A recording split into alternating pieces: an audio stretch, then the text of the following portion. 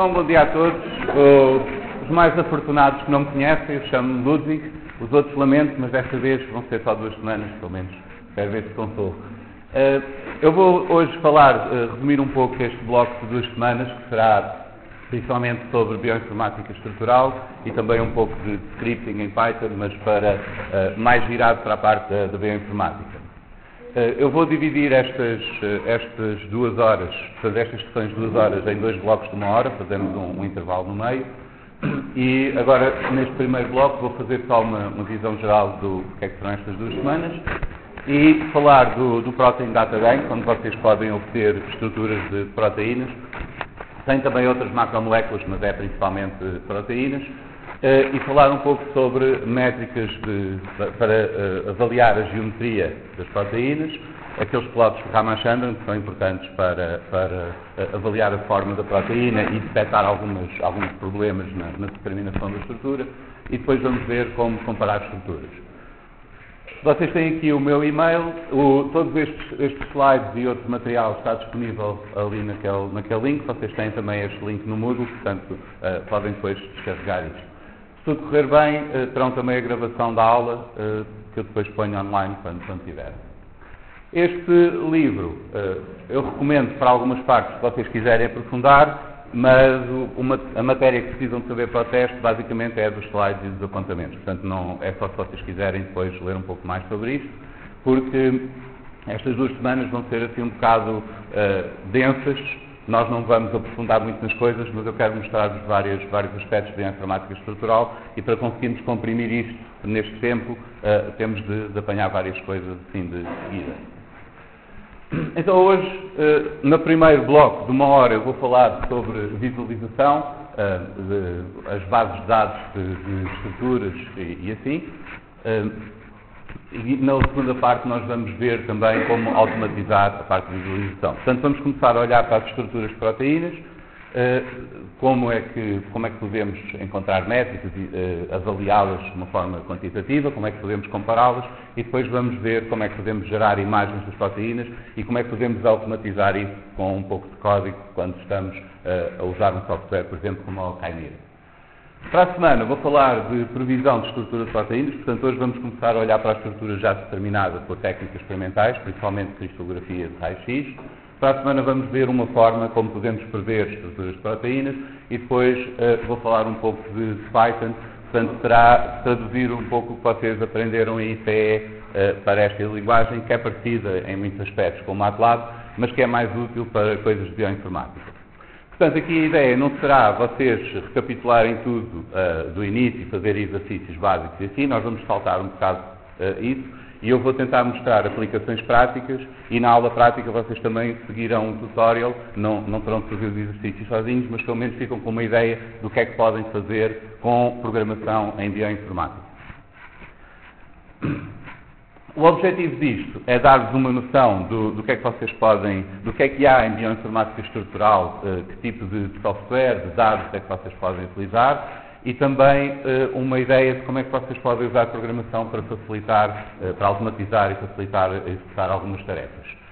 Isto será tudo os primeiros passos nestas coisas, e o objetivo aqui não é tanto ensinar-vos em detalhe um pequeno pedacinho, mas tentar dar uma visão assim um pouco mais abrangente.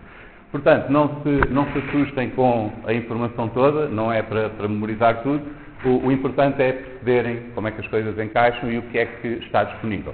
A ideia será que mais tarde, se vocês precisarem de resolver algum problema nesta área, pelo menos já têm a ponta do fio para onde podem puxar, para depois terem uma ideia do que é que podem fazer e como é que podem ir aprender mais. Então vamos ver o Protein Data Bank. Isto é uma base de dados, fundamentalmente no centro está uma base de dados de estruturas de macromoléculas, principalmente proteínas. O Protein Data Bank é mantido e organizado por esta colaboração, este consórcio entre várias entidades, o RCSB nos Estados Unidos, tem na Europa também, no Japão, e depois aquele banco de dados de ressonância magnética, e acaba por ser muito mais do que simplesmente um repositório de estruturas. Porque, além de terem os dados das coordenadas atómicas de muitas estruturas, a semana passada eram quase 150 mil, Tem também várias ferramentas para pesquisar estruturas, para visualizar, para examinar estruturas, comparar, etc. E tem também ligações a muitas outras bases de dados. Portanto, vocês podem encontrar bases de dados de classificação estrutural, de taxonomia de organismos, de sequências de genes e de proteínas e assim interligadas. Portanto, o objetivo destas bases de dados e da interligação é mais do que simplesmente guardar informação lá, mas permitir extrair conhecimento destes dados pela ligação desta informação toda. Portanto, quando vocês conseguem ligar, por exemplo, a informação taxonómica ou evolutiva dos vários organismos com as sequências dos genes, com proteínas, com as estruturas conhecidas e assim, consegue-se extrair muito mais informação do que simplesmente o repositório dos dados que têm lá. Portanto, o Protein Data Bank serve para isso e vocês têm lá um portal de ligação a muitas outras bases de dados também. Nós vamos focar especificamente a parte das estruturas de proteínas. Também há lá outras macromoléculas, mas principalmente a maior parte daquelas estruturas são estruturas de proteínas e a maioria foi determinada por cristalografia de raio-x. Portanto, nós vamos focar um pouco esses casos.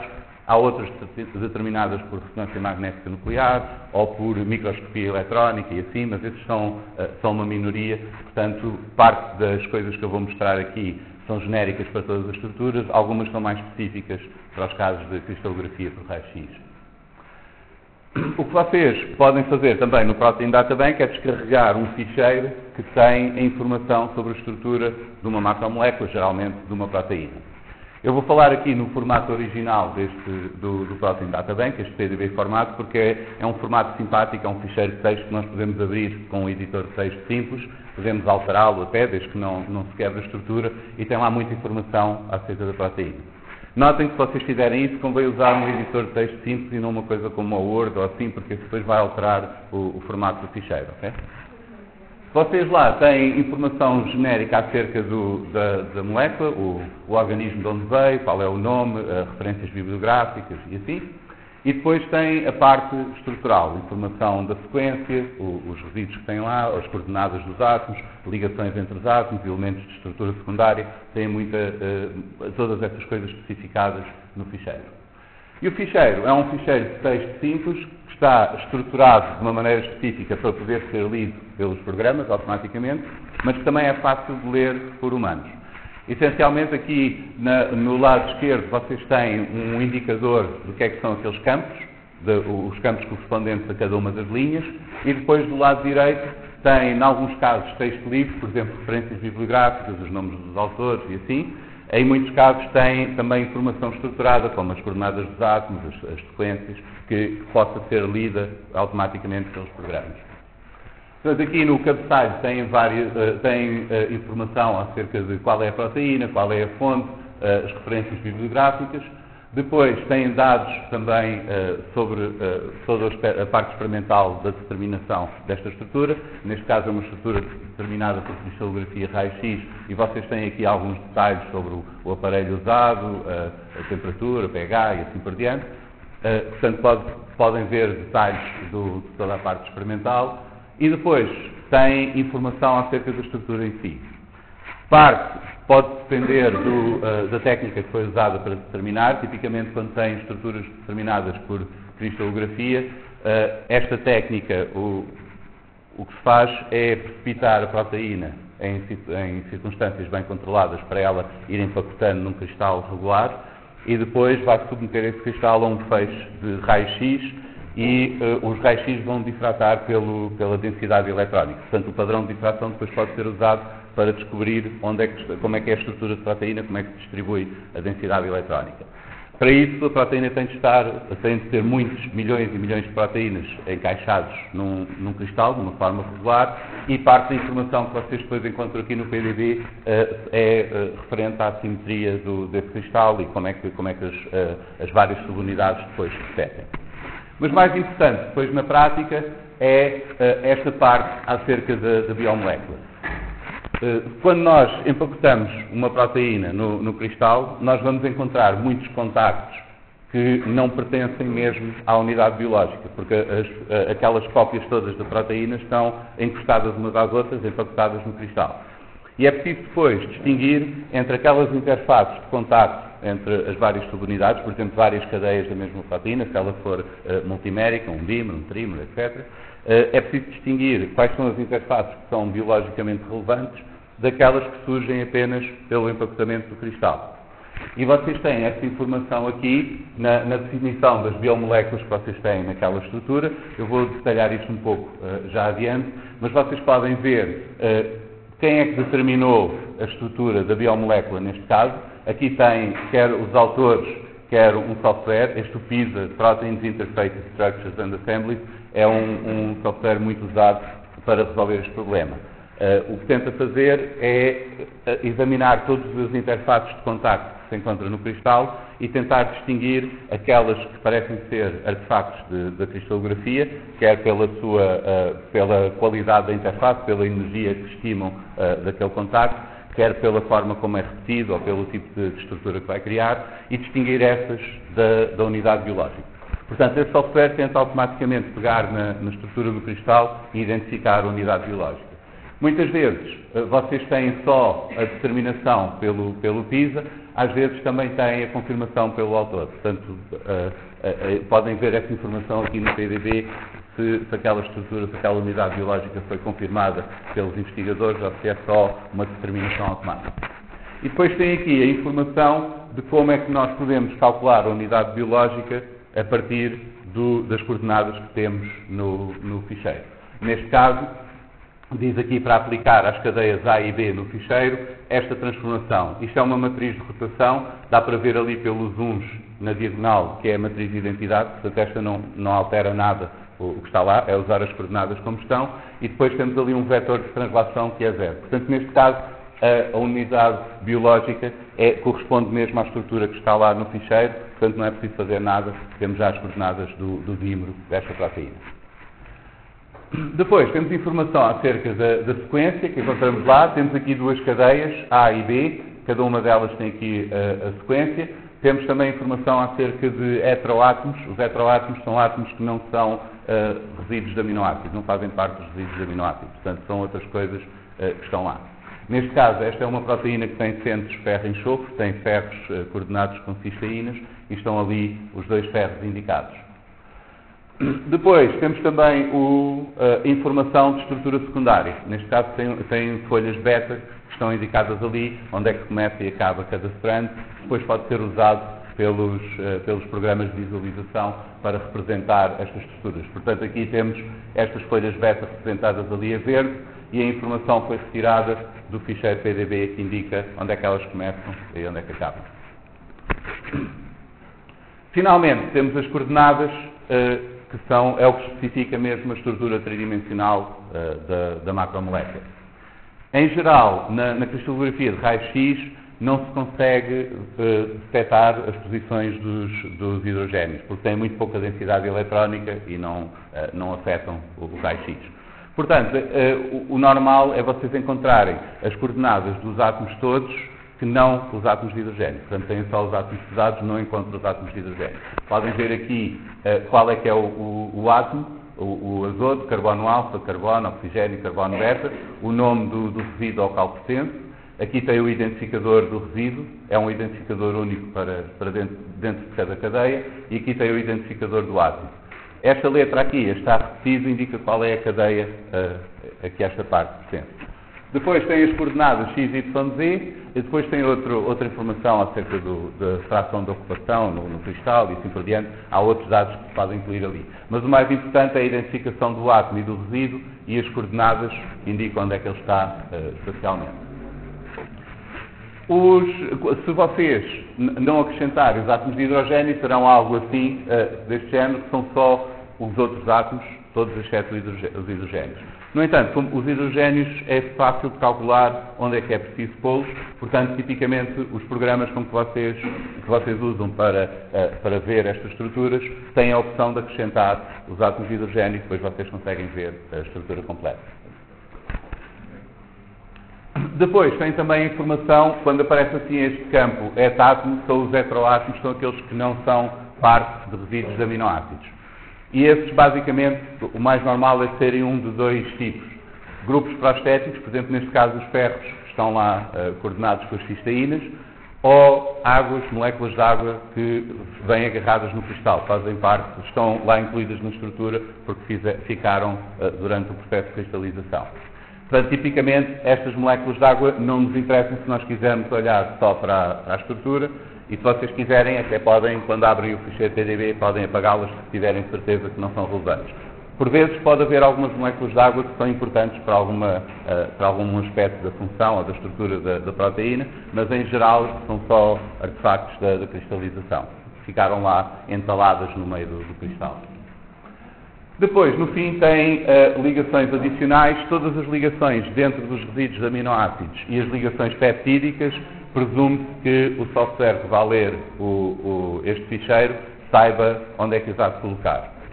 Ligações adicionais, como por exemplo estas ligações do átomo de ferro aos enxofres das cisteínas que estão à volta, podem vir indicadas no fim do ficheiro, indicando os identificadores dos átomos que estão ligados uns aos outros.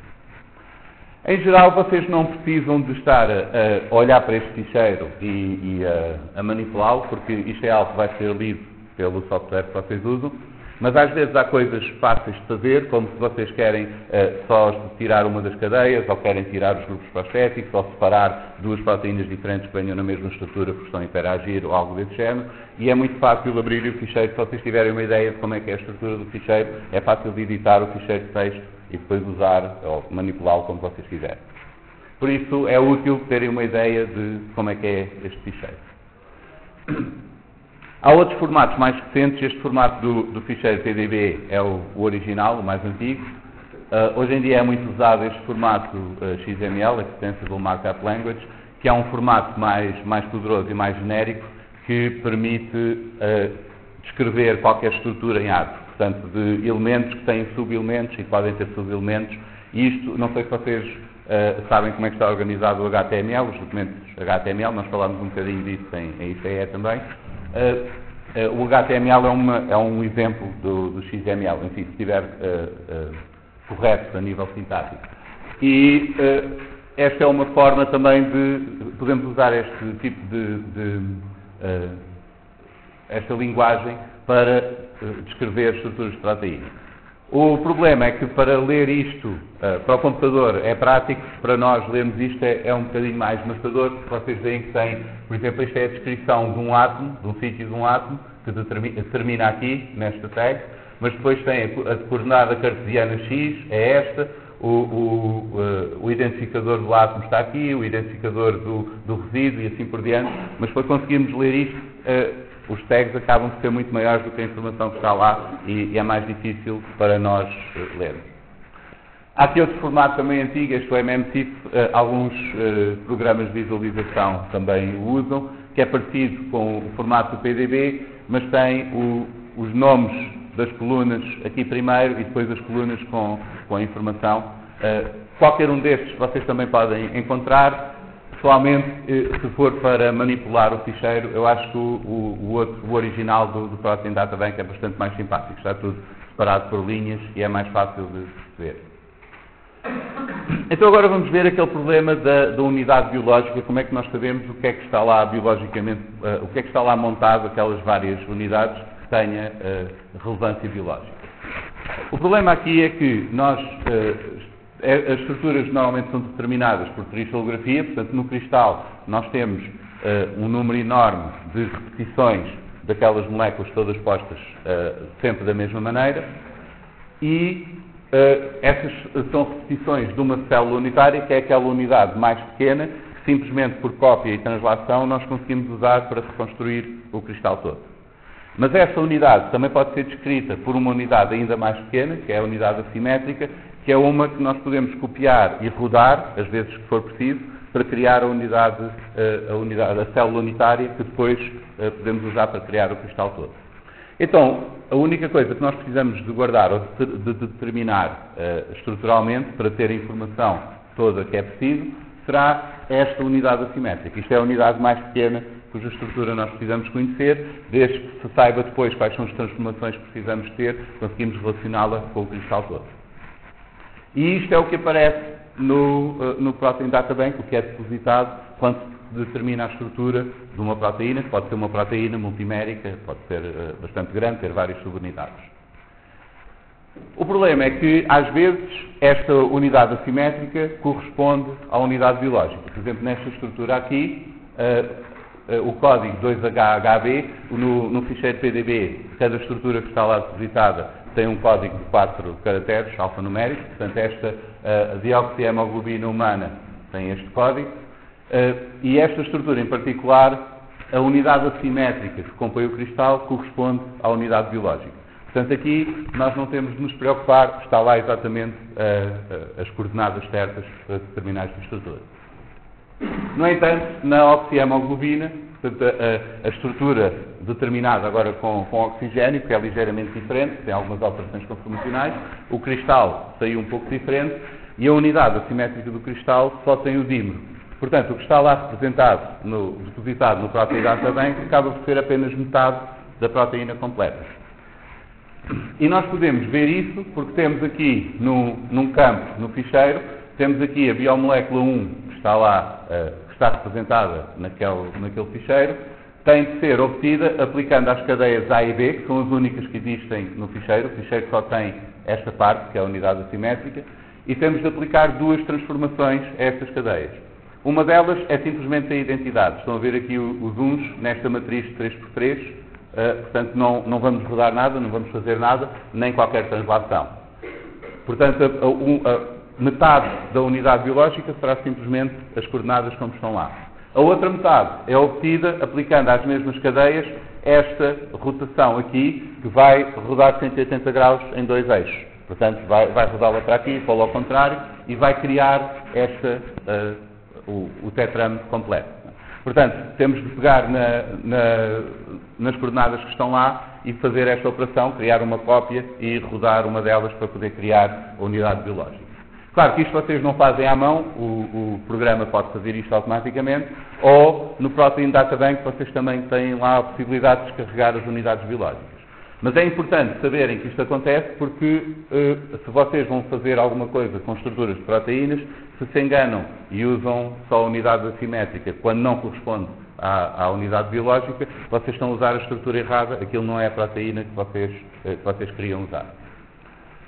Pode acontecer também que a unidade assimétrica seja um agregado de várias unidades biológicas. Isso acontece, por exemplo, aqui na hemoglobina de ganso, que temos na unidade assimétrica 2 tetrámeros. Aí temos também essa informação. O que temos aqui é que temos duas biomoléculas, a 1 e a 2. A 1 é obtida aplicando a estas 4 cadeias A, B, C, D a identidade, portanto é só usar aquelas coordenadas, e a outra é obtida a partir das cadeias E, F e H. Portanto, a unidade assimétrica tem estas 8 cadeias, mas cada tetrâmero, o conjunto de 4 cadeias, é uma unidade biológica diferente. Portanto, é preciso vocês terem atenção quando estiverem a usar estruturas de proteínas para garantir que estão a usar aquela estrutura que corresponde à proteína no organismo e não apenas algo que vem no cristal, que pode não ser igual. Agora, como é que nós caracterizamos a geometria da proteína? Há várias quantidades que nós podemos medir. A mais simples de toda, mais óbvia, será a distância entre átomos. Isto é importante para determinarmos se os átomos que é suposto estarem ligados estão à distância certa, porque nós sabemos que as ligações químicas têm de ter um certo comprimento bastante fixo, não podem variar muito.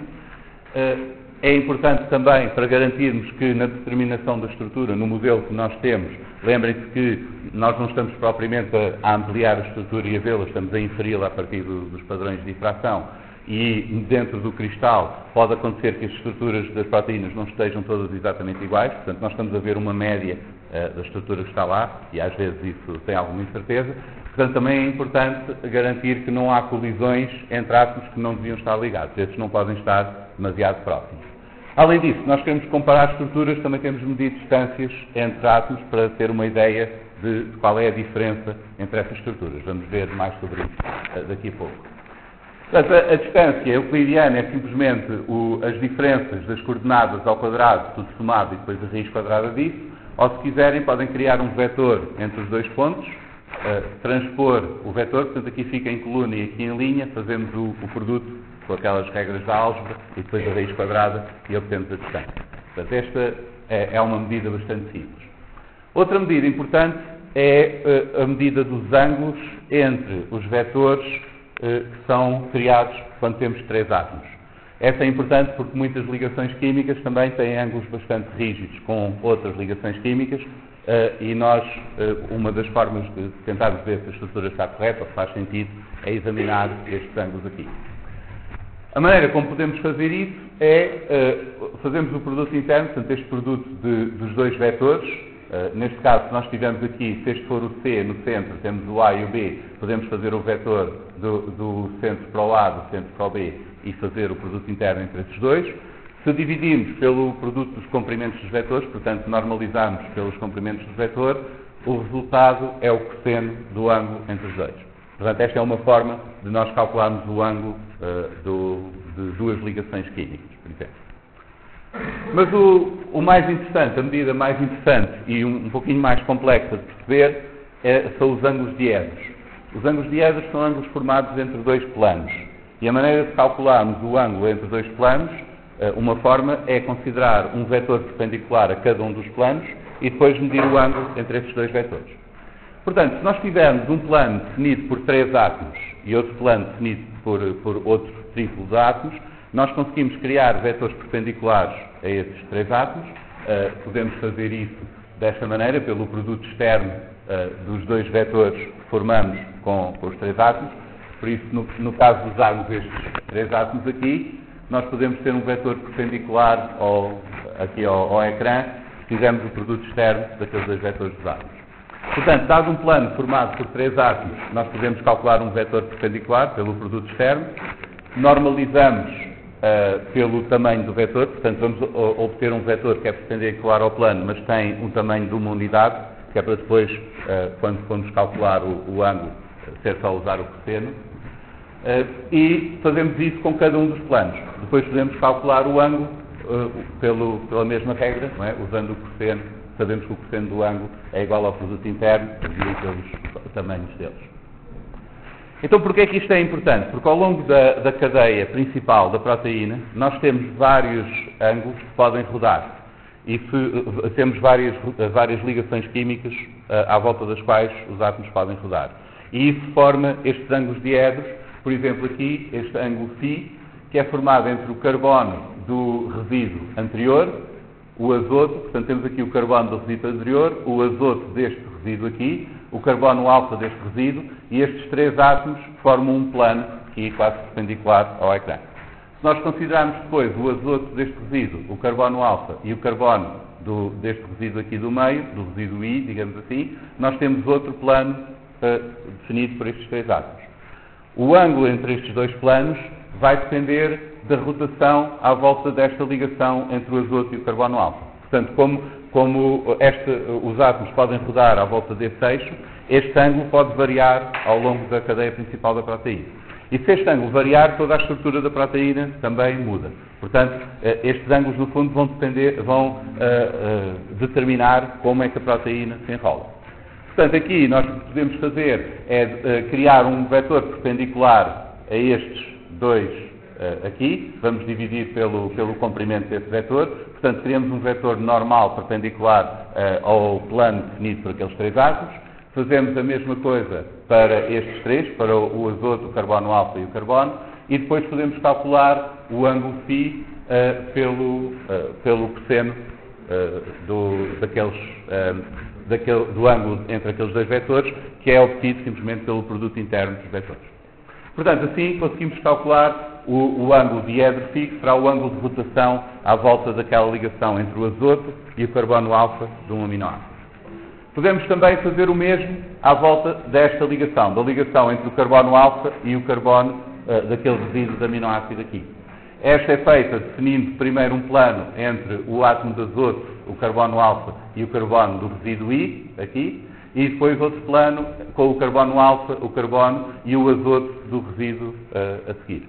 Portanto, com estes 2 triplos de átomos, os 2 do meio são partilhados porque é à volta da ligação entre esses que estes vão rodar, e isto vai-nos determinar este ângulo diedro de φ. Portanto, temos aqui estes dois ângulos diedros, φ e φ, em que pode haver rotação. Há também aqui um outro ângulo, o ω, que é aquele à volta da ligação peptídica. Desculpem, é esta aqui.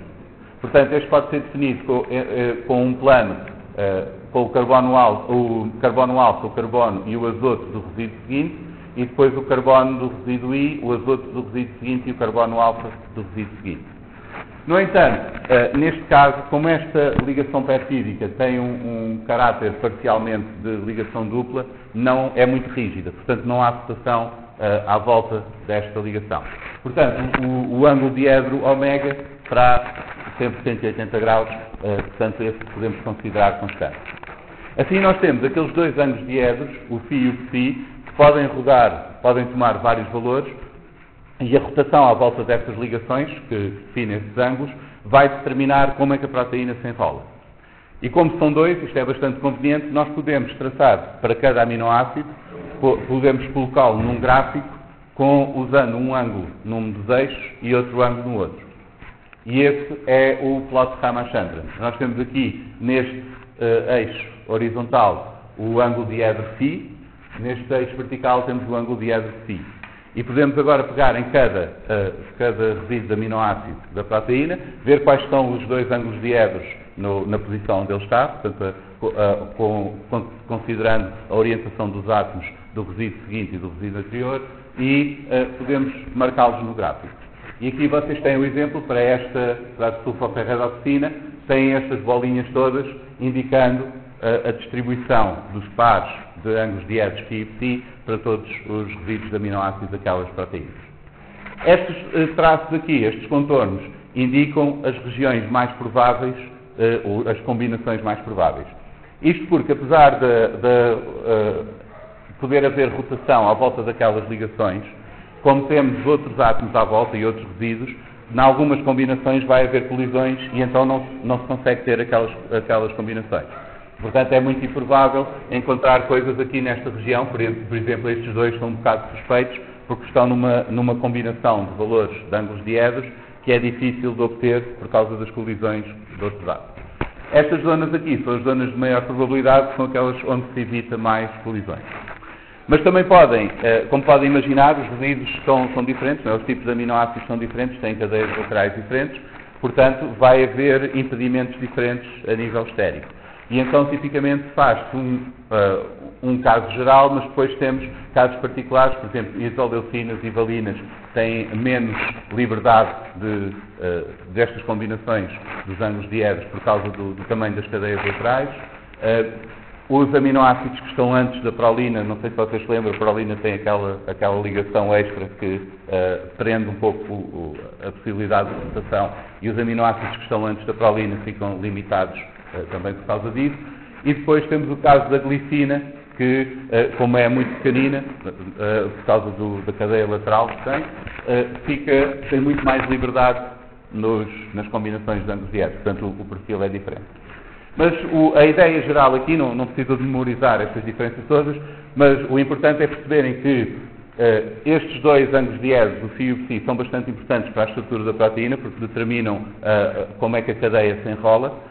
E como são só dois, é bastante prático nós representarmos graficamente os pares, as combinações desses ângulos diedros para cada um dos aminoácidos e assim conseguir, para cada um dos resíduos, e assim conseguir ver rapidamente a qualidade da estrutura ou se há alguma coisa de anormal naquela estrutura.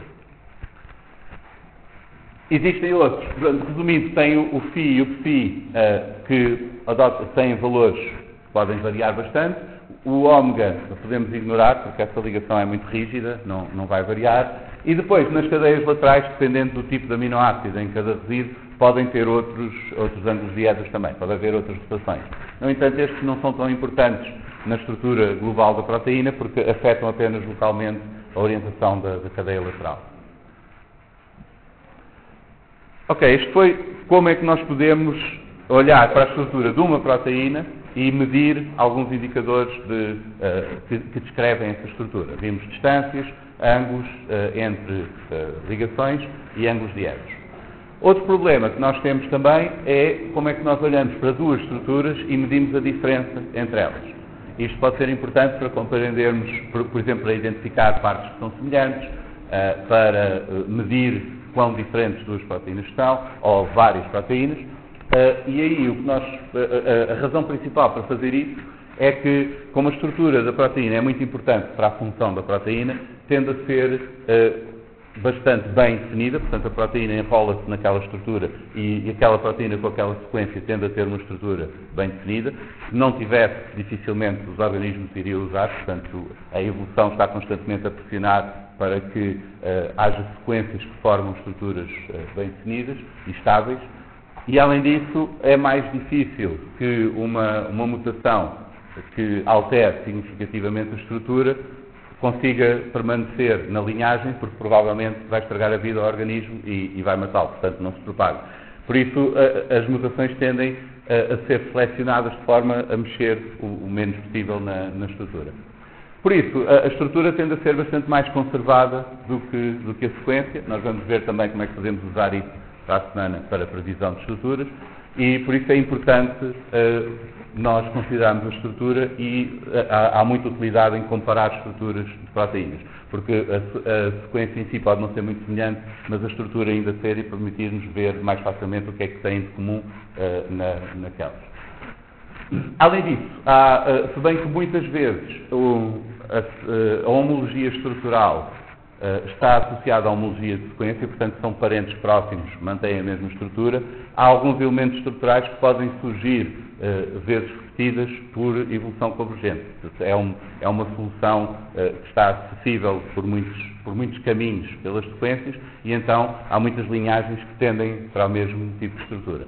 E isso também é importante identificar, existe também tentativas de classificar essas diferentes estruturas, enrolamentos, etc., para se conseguir perceber quais são, no fundo, aqueles elementos mais básicos da estrutura de proteína. Portanto, outra aplicação também que temos é que, apesar da estrutura ser estável, muitas vezes, quando a proteína faz alguma coisa, quando interage, tem de alterar um pouco a sua estrutura, portanto, tem de alterar a conformação.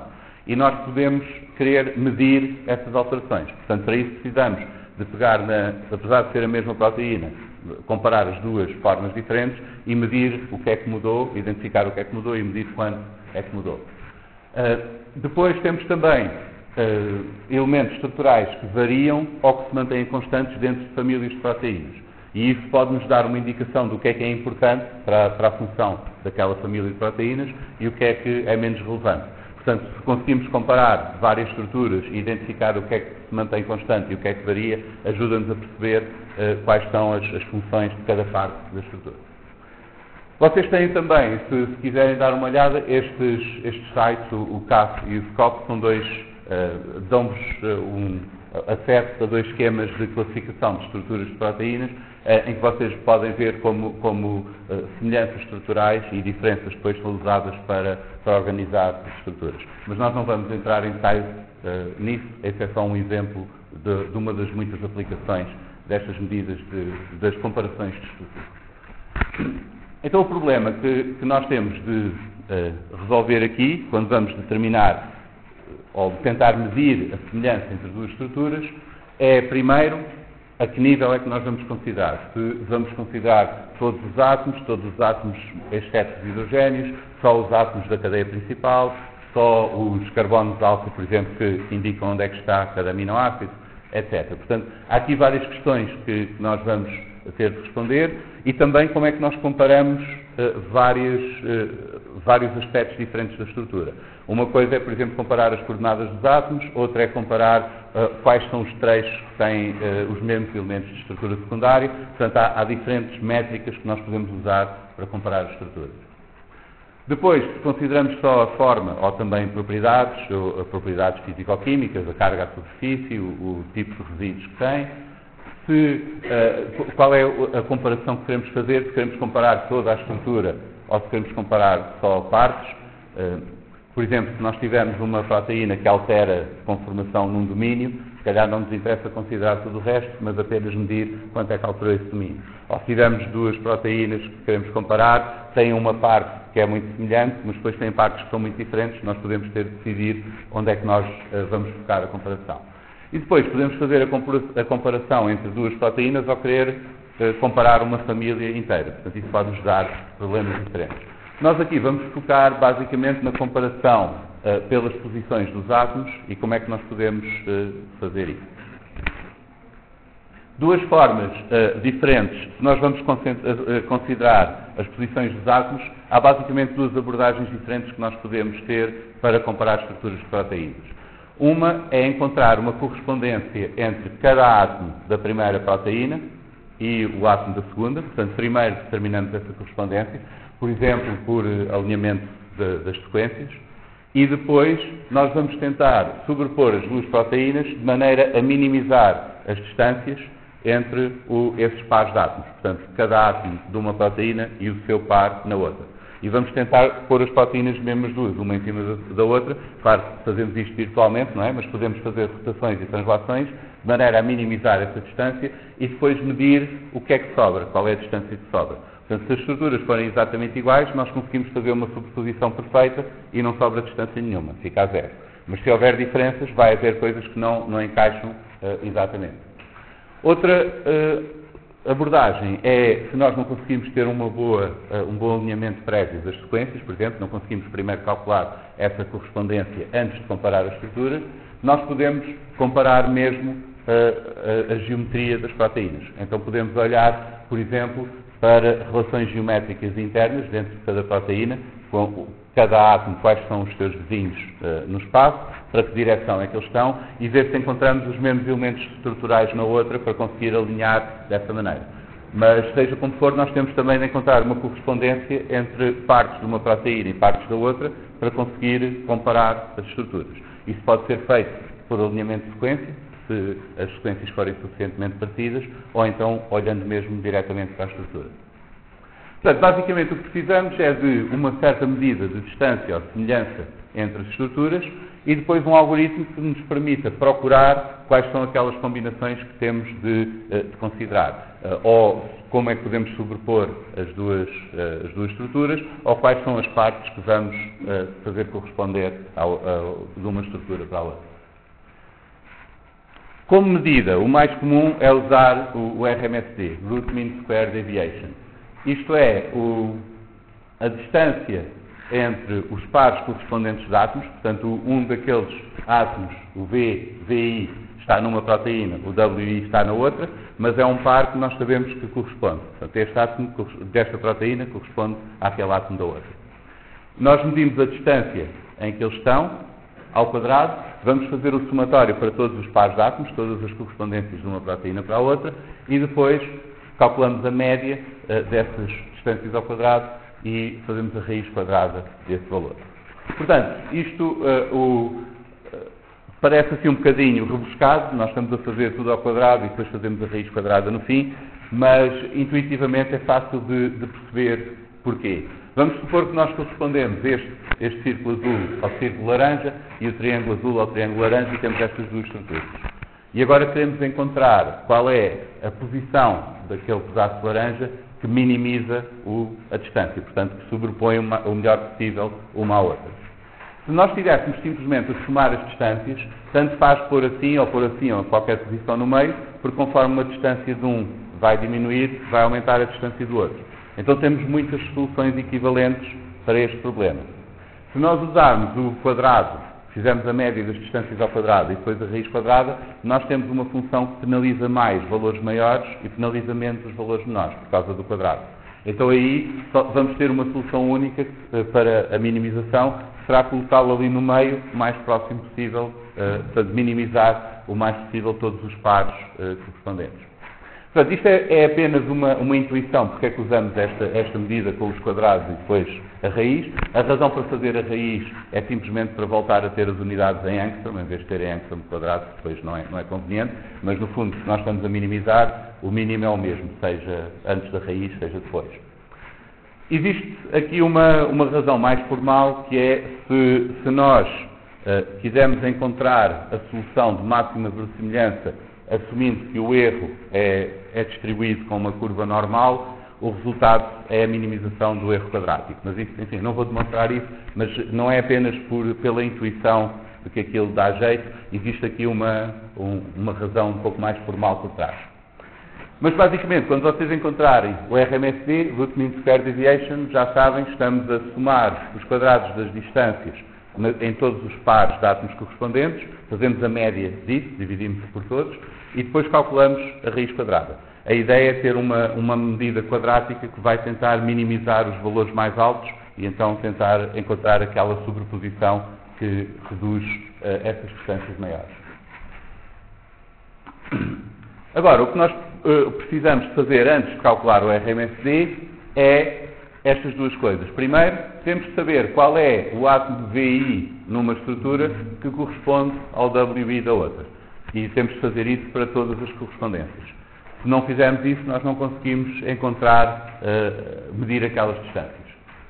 Depois, nós temos de otimizar. Se nós simplesmente medirmos a distância, se temos as duas proteínas lado a lado e medimos aquelas distâncias, nós vamos ter um RMSD muito alto.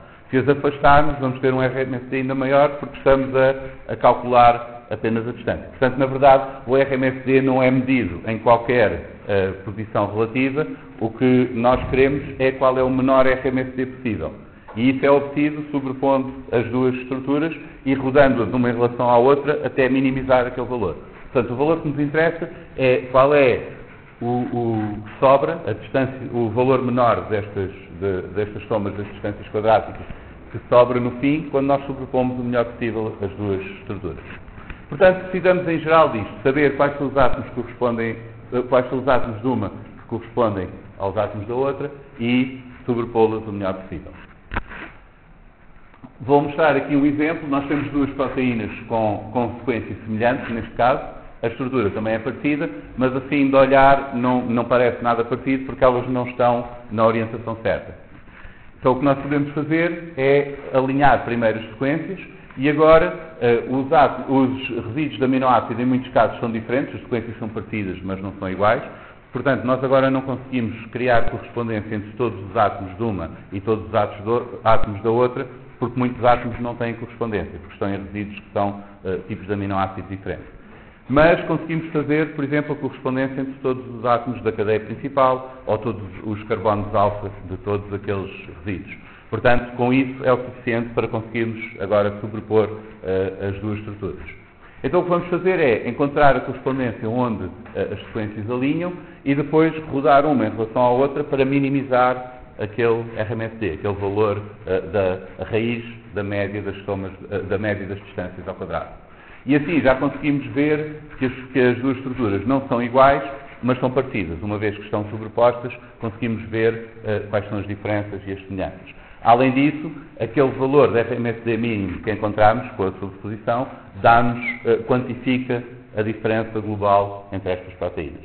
Claro que nós podíamos fazer isto localmente. Se elas fossem muito semelhantes numa parte e muito diferentes noutra, nós podíamos ignorar essa parte e fazer a correspondência apenas na parte que nos interessa.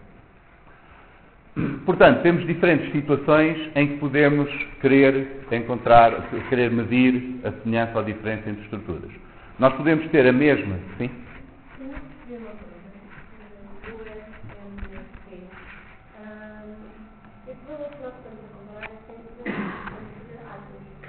Uhum. Sim. Não, o RMSD é o total, não é? Nós estamos a fazer a média das distâncias ao quadrado para aquele conjunto de átomos. Numa proteína, dependendo do caso, por exemplo aqui, em todos estes que temos alinhados, nós conseguimos fazer a correspondência entre os átomos da cadeia principal de um e do outro. Portanto, vamos agora fazer a média para isso tudo. E além disso, vamos minimizar, porque esse valor vai variar conforme nós rodamos ou deslocamos uma proteína em relação à outra. Portanto, o que nos interessa é o valor mínimo que obtemos depois de sobrepor o melhor possível. Portanto, temos situações diferentes em que podemos querer calcular, comparar duas estruturas.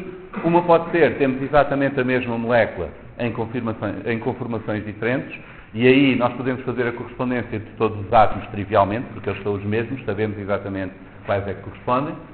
Podemos ter sequências semelhantes, com comprimento semelhante, a estrutura também é toda semelhante, e então aí fazemos um alinhamento de sequência e fazemos algo como eu mostrei aqui, mas depois podemos ter